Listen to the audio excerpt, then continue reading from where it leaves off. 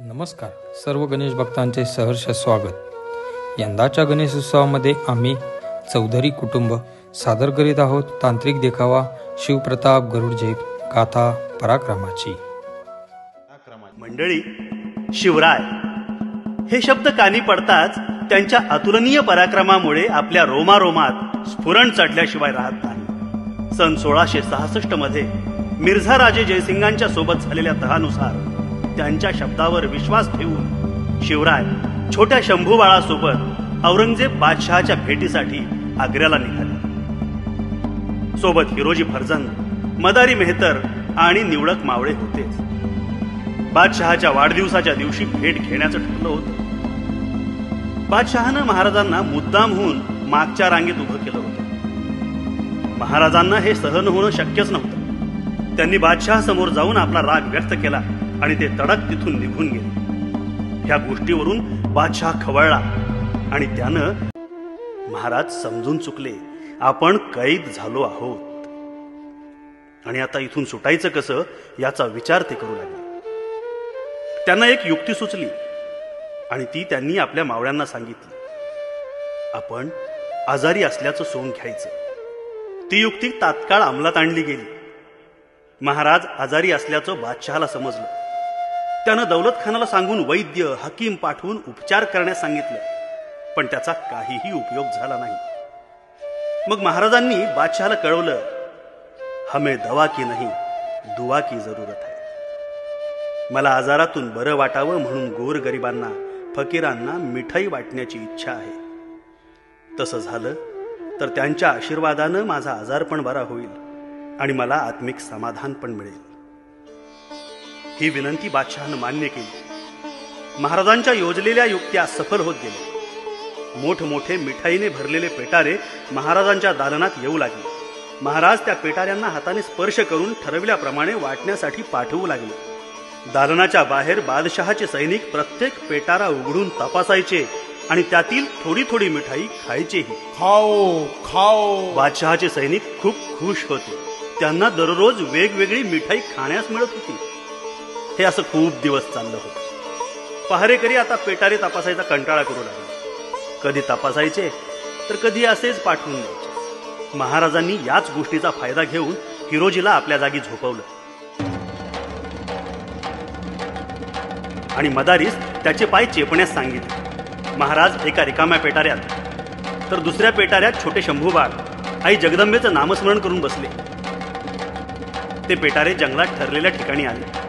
तिथं निवडक मावळे घोडे घेऊन वाट पाहतच होते. अशा तऱ्हेने मराठ्यांचा राजा औरंगजेबाच्या मगरमिठीतून सहज पसार झाला. जगदंबेच्या कृपा प्रसादे, जगदंबेच्या कृपा प्रसादे, शिवरायांच्या वादे. जगदंबेच्या कृपा प्रसादे, शिवरायांच्या आशीर्वादे. मोर मोर आम्हीच जाणार, मोर मोर आम्हीच लढणार, चाकर शिवबाच होणार.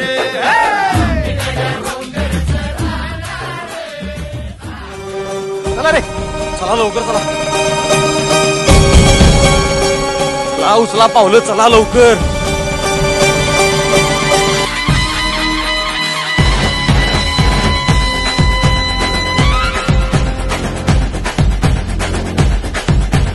मराठमोळ्या माती मधुनी झऱ्यात खळखळणारी, नसा नसामध्ये शिवशक्ती अजून सळसळणारी, मनात आमुच्या स्वत्वाची रणभैरवी तुमणारी, मर्दानी बाण्याची अजूनी बिजली चमचमणारी.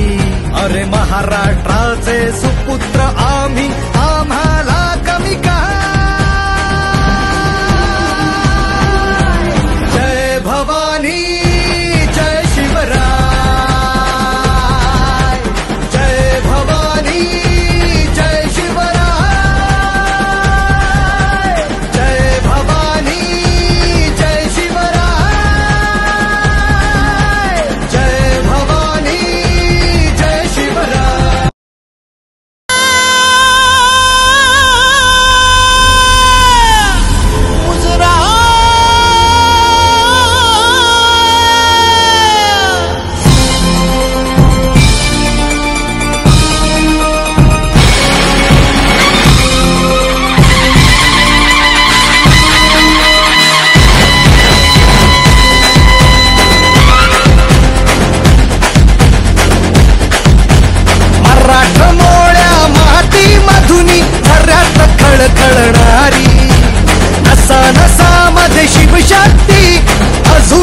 सळसळणारी मनात आमुच्या स्वत्वाची रणभैरवी तुमणारी मर्दानी पाण्याची अजूनी बिजली चमचमणारी अरे महाराष्ट्राचे सुपुत्र आम्ही आम्हाला कमी का